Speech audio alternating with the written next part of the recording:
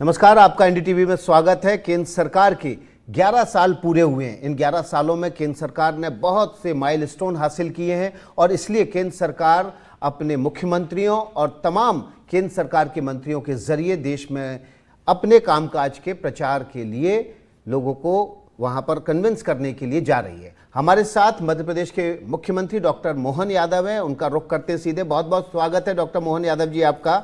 Double engine की मध्य प्रदेश में सरकार है, क्या डबल इंजन की सरकार का वाकई में लोगों को फायदा होता है? ये सवाल विपक्ष बार बार पूछ रहा है। अब ये तो आकर देख ले, जब हमारे अपने राज्य की जीडीपी बढ़ रही है, सभी प्रकार के विकास के काम चल रहे हैं।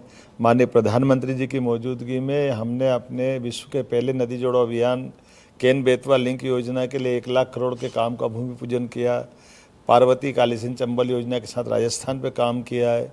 अभी हमने जीआईएस के माध्यम से लगभग 30 लाख करोड़ के इन्वेस्टमेंट माननीय मोदी जी की मौजूदगी में एक बड़ा भव्य कार्यक्रम करके और एक एक करके धीरे धीरे करके सभी सेक्टर में सरकार माननीय प्रधानमंत्री के आशीर्वाद से आगे बढ़ रही है। लेकिन मैं तो आज आपके बीच प्रधानमंत्री को बधाई देने के लिए बैठा हूँ, जिनके नेतृत्व में अभूतपूर्व काम हुआ है पूरे देश और दुनिया में। मध्य प्रदेश यशस्वी प्रधानमंत्री के दीर्घायु होने की कामना करता है, उनको बधाई देता है। जी डॉक्टर साहब, लगातार ये कहा जाता रहा कि मध्य प्रदेश की जो ग्रोथ है वो पिछले 1 दशक में बहुत तेजी से हुई है, लेकिन इस ग्रोथ का जो फायदा है वो आम आदमी तक पहुंचे, इसके लिए तमाम योजनाओं को शुरू किया गया। उसमें एक लाडली बहना योजना भी है। अब एक आपने घोषणा की थी कि लाडली बहना योजना की रकम को बढ़ाया जाएगा। कब तक ये रकम उन बहनों के अकाउंट में मिल जाएगी, क्या उम्मीद है? देखिए माननीय भदौरिया जी, आपकी जानकारी के लिए बता दूं कि जब हमारे चुनाव हुए तब हमने 1000 रुपये लाडली बहना को दे रहे थे। गत वर्ष हमने 1250 किए। इस वर्ष फिर अभी दिवाली रक्षाबंधन पे बढ़ाने वाले हैं और निश्चित रूप से हम अपने 5 साल का संकल्प पत्र है, 5 साल के अंदर 3000 से बढ़कर के राशि हम उनको देंगे। लेकिन उसके समानांतर रेडीमेड गारमेंट सहित ऐसे रोजगार पर उद्योगों में प्रति लेबर अर्थात फीमेल भी हो या जो भी हो, उसको 5000 रुपये महीना सरकार अलग से इंसेंटिव दे रही है। ये हमारी वो प्रतिबद्धता बताती है जिसके आधार पर हमने अपने चुनाव में लोगों को अपने जीवन में बदलाव लाने के लिए आर्थिक मदद देते हुए रोजगार से जोड़ने की बात कही थी। जी, तो आपने ये बड़ी खबर दे दी कि इस रक्षाबंधन पर बैंक मेरी अपनी ओर से जी जी जी जी जी आप मदद करने वाले हैं जी, कि बहनों को इस बार रक्षाबंधन पर उपहार देने वाले हैं मामा मोहन। भैया मोहन है ना, मोहन यादव। जी एक सवाल ये भी है, आपने बहुत धन्यवाद। जो मोदी सरकार के 11 साल के कार्यकाल थे, उस कार्यकाल में इकोनॉमिक ग्रोथ हुई, आम लोगों के रोजगार भी बढ़े, ज़मीन पर भी वो नज़र आए। आपने विपक्ष के कार्यकाल के दौरान जो कुछ नहीं हो पाया उसकी भी आपने धूल उड़ा दी, लेकिन पीवी नरसिंह राव के समय काफ़ी कुछ काम हुए, नई योजनाएं शुरू हुई, उदारीकरण की योजना शुरू हुई। इसकी तारीफ तो सरकार के लोग भी करते हैं। आप भी मानते हैं कि उदारीकरण का जो एक तरह से पेज शुरू हुआ, दौर जो शुरू हुआ, उसका असर आने वाले समय में जो मिलना था उसका लाभ एनडीए सरकारों ने ज़्यादा उठाया बजाय कांग्रेस सरकारों के?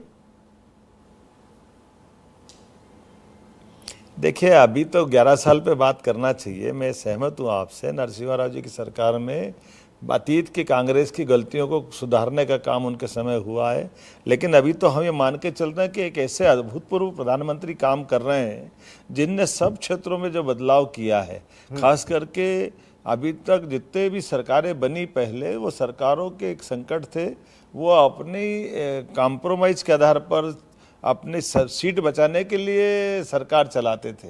ये एकमात्र प्रधानमंत्री ऐसे हैं माननीय मोदी जी, जो देश के लिए वो बड़ी से बड़ी रिस्क लेने को तैयार रहते हैं।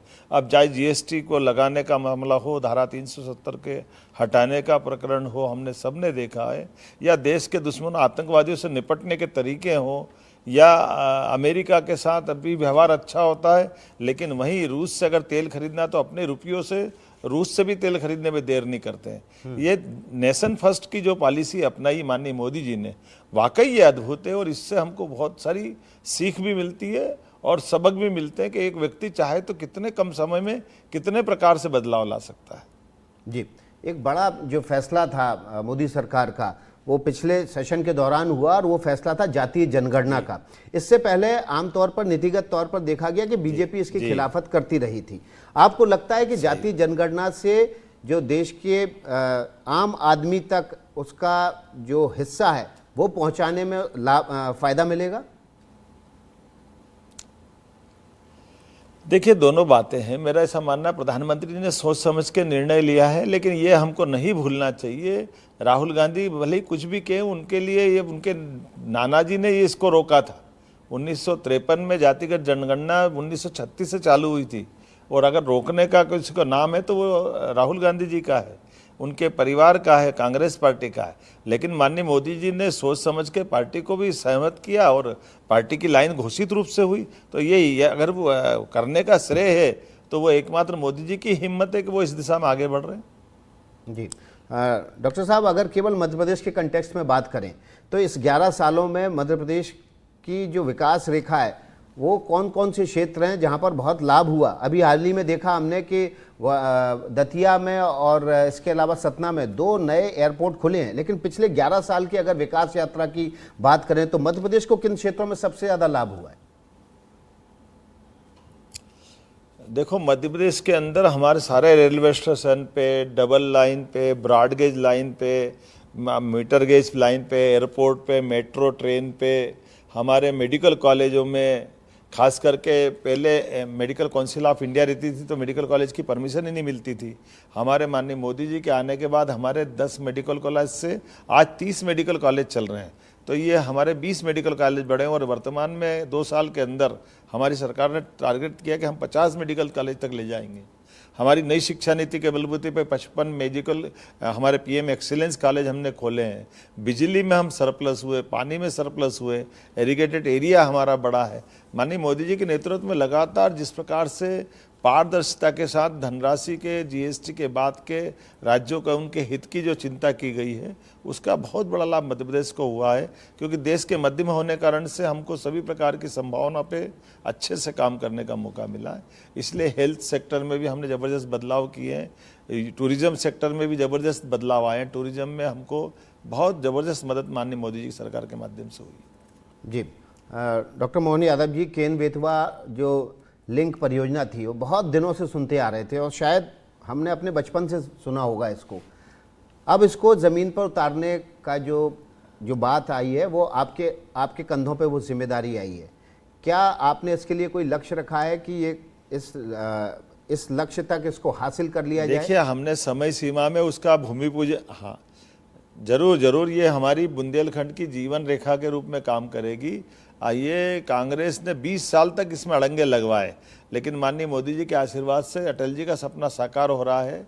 मैं एक बार अपनी ओर से बधाई देना चाहूँगा। ये साध्वी उमा भारती जी ने भी बहुत लड़ाई लड़ी, लेकिन उनकी बात को नहीं सुना गया। कांग्रेस ने मजाक उड़ाया, माखौल उड़ाया, और आखिरी दिन जब माननीय मोदी जी भूमि पूजन करने आए उस दिन भी कांग्रेस ने अपने उस इरादे की बेशर्मी के सामने प्रकटीकरण किया कि जयराम रमेश ने फिर टिप्पणी की कि ये प्रकृति के खिलाफ है, पर्यावरण के खिलाफ।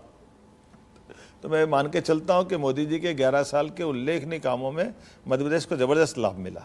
जी, एक सवाल आपके प्रदेश से ही है। सोनम रघुवंशी, राजा रघुवंशी केस से जुड़ा हुआ है, पूरे देश में वो सुर्खियां बना हुआ है।